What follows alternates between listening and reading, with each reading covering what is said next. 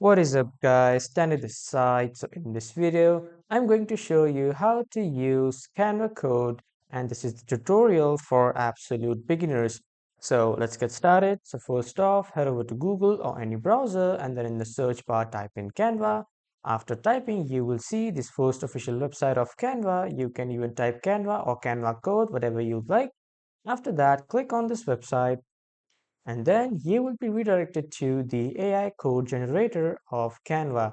But if you only write Canva in the search bar, you will be redirected to the homepage of Canva, wherein on the right side at the top you can see the Canva AI option. Click on it, and after clicking, click on Code for Me. As you can see here, when you click on Code for Me, it will open the Code for Me filter, and then you can just give your prompt to create a website or any software that you'd like.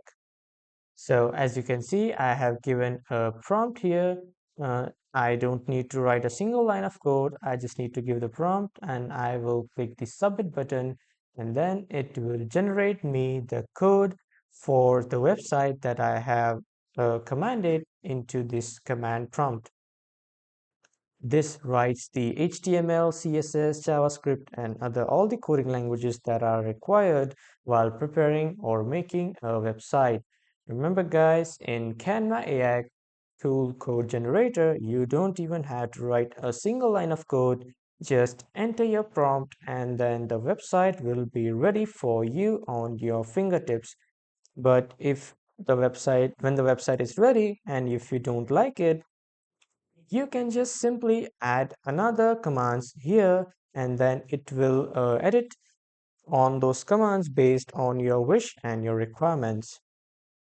As you can see, it has written the code of 1164 lines all by itself, and then here it has given me a version to see the preview of the website. But if you directly open the AI code generator and then click on code for me, this will work as the same that I showed you.